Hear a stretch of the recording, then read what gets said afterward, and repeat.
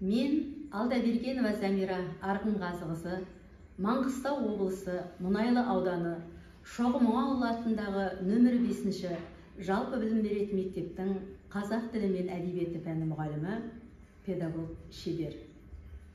Менің әкелген тақырыбым мен құраған әдістер. Қазақ халқының көрнекті ғалымы, ұлт ұстазы Ахмет Байтұрсынов жақсы дерлікте, жаман дерлікте бір әдіс жоқ. Олақтылық белгісі бір ғана әдісті білу, шеберліктің белгісі түрлі әдісті білу, керек орында жоқ әдісті табуда қолынан келу. Мұғалім әдісті көп білуге тырысу керек, оларды өзіне сүйеніш, қолғабыс нәрсе есебінде қолдану керек деп жазған болатын. Сабақ мақсатына жету үшін кейде дайын әдістері сәйкес келмеген жағдайда өзім шығармашылықпен әдіс ойлап тауып, оны қолданып келемін. Менің тақырыбымның мақсаты оқу бағдарламасына сәйкес оқу мақсатын жүзеге асыру үшін өзім құраған әдіс тәсілдердің тиімділігін іс тәжірибеде зерттеу. Әдіс тәсілдер арқылы білім алушының сабаққа қызығушылығын оятып, білім сапасын арттыру, бала бойында білім білік дағдыларын қалыптастыру және дамыту. Міндеттері: әдіс тәсілдерді баланың жас ерекшелігіне сәйкес іріктеу, сабақ мақсатына оңай әрі жеңіл жету жолын қарастыру. Әдіс тәсілдер арқылы жұмыс түрлері, тапсырмаларды жеке, жұппен, топпен орындатуға ыңғайластыру. Ойлау дағдыларын жүзеге асыруға негіздеу. Әдістерді кез келген аудиторияда, сыныпта қолдана алу мүмкіндігін қарастыру. Тілдің 4 дағдысын қалыптастыруды жолға қою. Жеңілден күрделіге біртіндеп өтуге мүмкіндік беру. Функционалдық сауаттылығын қалыптастыру, сыни көзқарасты ояту, шығармашылық қабілеттерін ашу және жетілдіру. Идея өзектілігі: дайын әдіс тәсілдер кейде сабақ мақсатына жетуге сәйкес бола бермейді. Белсенді әдіс тәсілдер бір сабақта тиімді болғанымен, келесі сабақта баланы жалықтыратынын, кейде барлық оқушыны танымдық әрекетке тарта алмайтынын байқаймыз.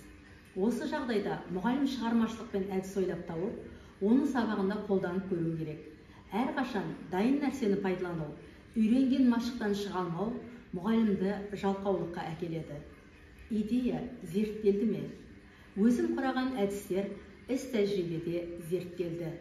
Ізденіс, шығармашылық, іс тәжірибені зерттеу арқылы бір сарындылықтан арылып, оқушы белсенділігін оятуға, нәтижеге жетуге болатындығына көз жеткіздім. Қызығушылықтың себебі не? Менің әдіс тәсілдерді құрауға деген қызығушылығымның себебі тіл сабағында тілдің 4 дағдысын қалыптастыруға арналған жүйелі әдістер өте аз. Сондықтан әр сабақта көп ізденуге тура келеді. Дайын әдістер кейде тиімді, кейде тиімсіз болып, баланы қызықтыра алмайды.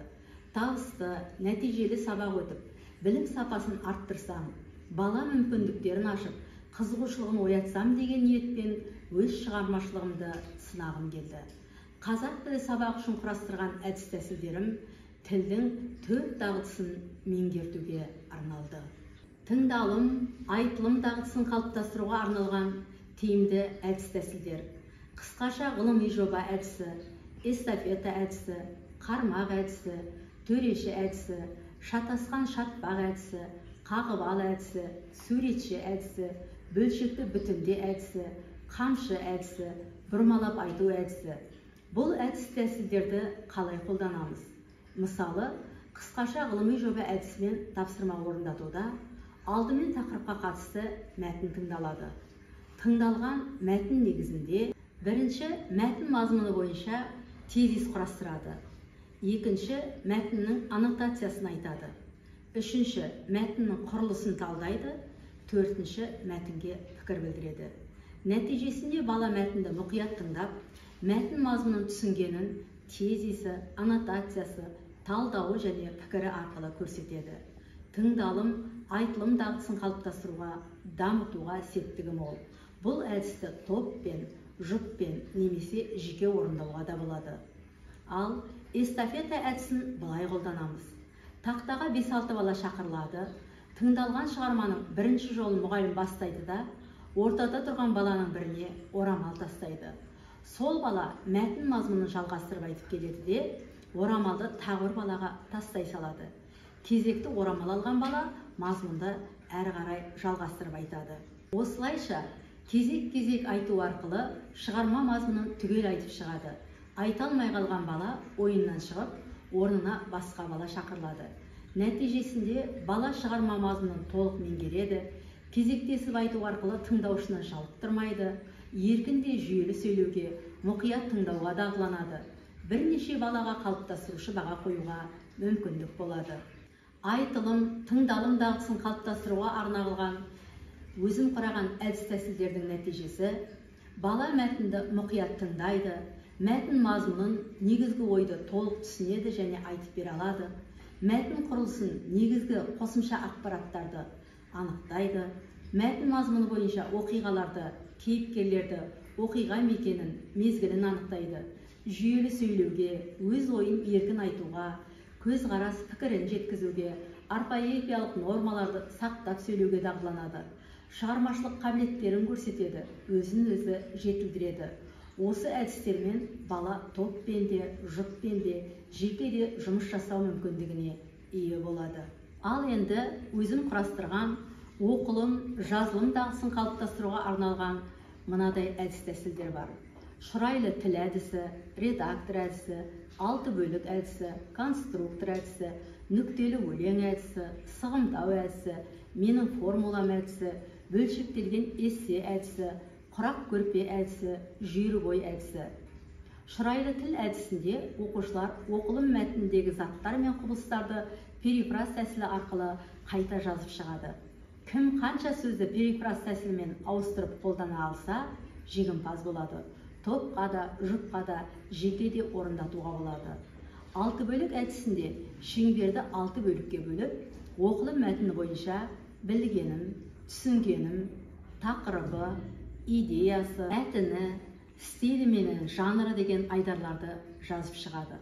Оқылым және жазылым дағдысы бойынша құрастырылған әдістермен тапсырма орындау арқылы балалар зер салып оқуға, оқығанынан ұққанын, түсінгенін жазба жұмыстары арқылы көрсетеді. Ойлау дағдыларының білу түсінуден қолдану, талдау, жинақтау, бағалау сатыларына көтеріле алады. Шығармашылық қабілеттері өсіп, сыни көзқарастары өседі. Сауатты, жүйелі жазуға дағдыланады. Қорытындысында қазақ тілі пәні бойынша тілдің 4 дағдысын, яғни тыңдалым, айтылым, оқылым, жазылымды қалыптастыруға арнап, өзім құраған әдіс-тәсілдерді барша сынып оқушыларына қолдануға болады. Сабақ мақсатына қол жеткізуге мол мүмкіндік болады. Қазақ тілі мұғалімдерінің барлығы өз іс тәжірибесінде қолдануына ыңғайлы. Сабақта топтық, жұптық, жеке жұмыс түрлерін орындатуға зор мүмкіндік туады. Оқушылар сабақтан жалықпайды, сабаққа қызығушылығы оянады. Ақпараттарды мұқият тыңдап, оқу арқылы дұрыс, жүйелі сөйлеп, сауатты жазуға дағдыланады. Шығармашылық қабілеттері дамиды. Қарапайымнан күрделіге біртіндеп көтерілу арқылы дарынды балалар анықталады. Танымдық білімдер артады. Білім сапасы көтеріледі.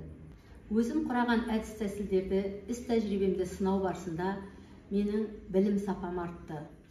Сонымен бірге республикалық, облыстық деңгейде олимпиадалардан, ғылыми жобалардан, танымдық сайыстан оқушылар шықты. Яғни, мен құраған әдіс-тәсілдер нәтижеге жұмыс жасайды. Тыңдағандарыңызға үлкен рахмет.